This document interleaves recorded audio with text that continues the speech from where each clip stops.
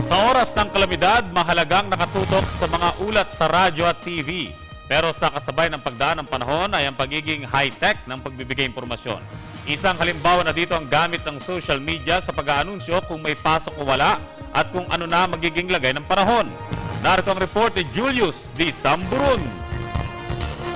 Nang bumuhos ang malakas na pag-uulan, isa sa mga naging sandigan ng sambayanan ang media para malaman ang pinakahuling ulat kung nasaan na ba ang lokasyon ng Bagyong Maring, epekto ng habagat at suspensyon ng klase.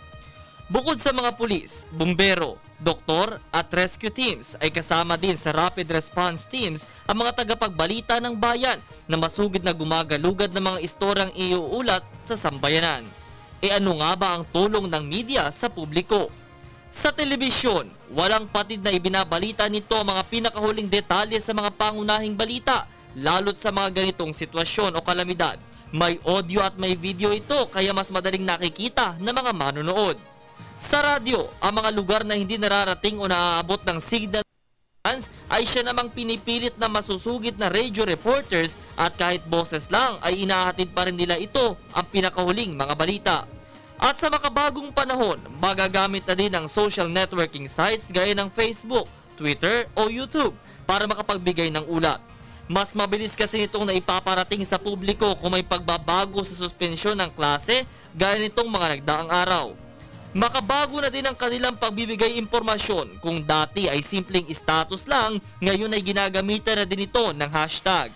Gaya ng hashtag na walang pasok at Maring Philippines. Layo nito na mapagsama-sama ang lahat ng suspensyon mula sa mga lokal na pamahalaan at paaralan. Ang pagiging citizens journalist hindi lang basta sa pagpapadala ng written stories, kundi maaaring magamit na din ng makabagong teknolohiya.